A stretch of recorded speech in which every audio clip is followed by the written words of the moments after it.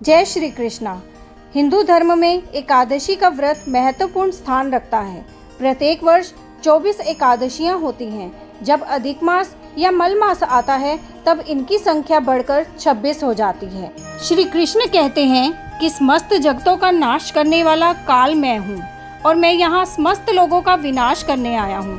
काल का चक्र प्रत्येक जीव पर एक समान रूप से चलता है और उसी के कारण एक समय के अत्यंत धनी व्यक्ति को भी हम अंत समय में अग्नि में भस्म होते हुए देखते हैं। ऐसे ही एक समय के चक्रवर्ती सम्राट की ये कथा है, जिन्होंने अपने एक ही जीवन काल में स्वर्गीय संपत्ति भी देखी और शमशान की चिता भी। चलिए सुनते हैं इस संपूर्ण कथा को अनंदा एकादशी व्रत कथा में। कुंती पुत्र युधिष्ठिर कहने लगे कि हे भगवान, भाद्रपद कृष्ण एकादशी का क्या नाम है? व्रत करने की विधि तथा इसका महात्म्य कृपा करके कहिए। मधुसूदन कहने लगे कि इस एकादशी का नाम अजा है। ये सब प्रकार के समस्त पापों का नाश करने वाली है। जो मनुष्य इस दिन भगवान ऋषिकेश की पूजा करता है उसको वैकुंठ की प्राप्ति अवश्य होती है। अब मैं आगे की कथा सुनाता हूँ। प्राचीन काल में हरिश्चंद्र नामक एक चक्रवर्ती राजा राज्य करता था।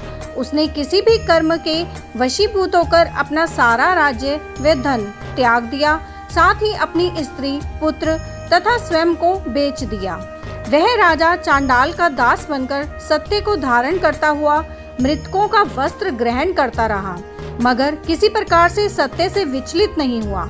कई बार राजा चिंता के समुद्र में डूबकर अपने मन में विचार करने लगता कि मैं कहाँ जाऊँ, क्या करूँ जिससे मेरा उद्धार हो। इस प्रकार राजा को कई वर्ष बीत गए। एक दिन राजा इसी चिंता में बैठा हुआ था कि गौतम ऋषि आ गए।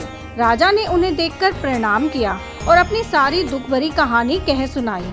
यह बात सुनकर गौतम ऋषि कहने लगे कि राजन, तुम्हारे भाग्य से आज से 7 दिन बाद भाद्रपद कृष्ण पक्ष की अजा नाम की एकादशी आएगी। तुम विधि पूर्वक उसका व्रत करो।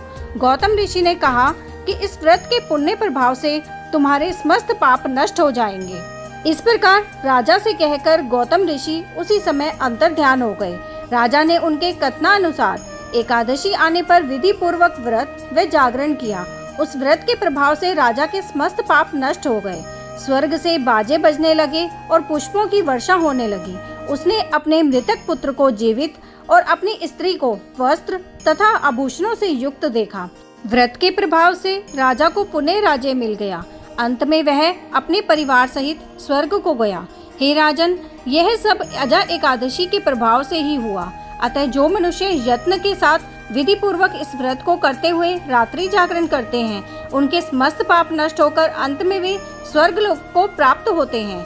इस एकादशी की कथा के श्रवण मात्र से अश्वमेघ यज्ञ का फल प्राप्त होता है। यही ये कथा समाप्त होती है। ये थी अनंदा अथवा अजा एकादशी की कथा। अगर ये कथा आपको अच्छी लगी और उपयोगी लगी तो लाइक करें और आपके अपने चैनल एस्ट्रो नॉलेज को सब्सक्राइब करना ना भूलें। जय श्री कृष्णा।